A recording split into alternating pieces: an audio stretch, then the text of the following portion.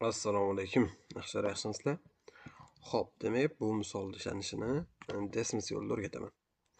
Demak, bizga x, y, ya'ni x, y beribdi va -12 -45, 6 45 va ikkita nuqta beribdi. Jadval ko'rsatyapti ikkita qiymat x ni va unga mos qiymatlar agreeni. Xo'p, endi graph of linear equation chiziqli tenglamaning grafiga ifodalaydi bu bog'lanishni. P0 orqali o'tadi point, ya'ni shu nuqta orqali o'tadi. Bir taqsim turu a nuqta orqali o'tar ekan. Nima?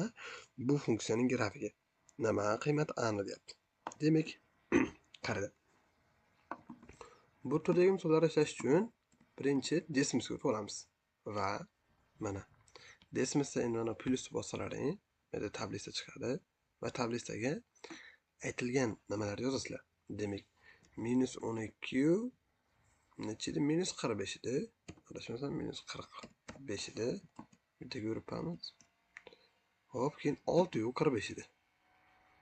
645. Hop, endi mana bu nuqtani bossalaring, mana qanaqa regression, ya'ni chiziqli o'zgarish deyapti. Kvadrat o'zgarish deyapti, kubik o'zgarish deyapti. Menga birinchisi kerak nimaga? Chiziqli o'zgarish bular. Aytib ketgan. Va bu tepani bunday bossam, pastga tushadi va tushgandan keyin men buni fx ga o'zgartirib qo'yaman. fx ga. Ana. Endi mendan so'rayapti. Nimani so'rayapti? f 1/4. Demak, 1/4 bu a, ya'ni mana hisoblarni ne chiqdi?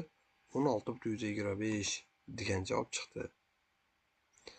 E'tiboringiz uchun rahmat. Qandaydir savollar bo'lsa, bemalol kommentariyada qoldirishlaring mumkin.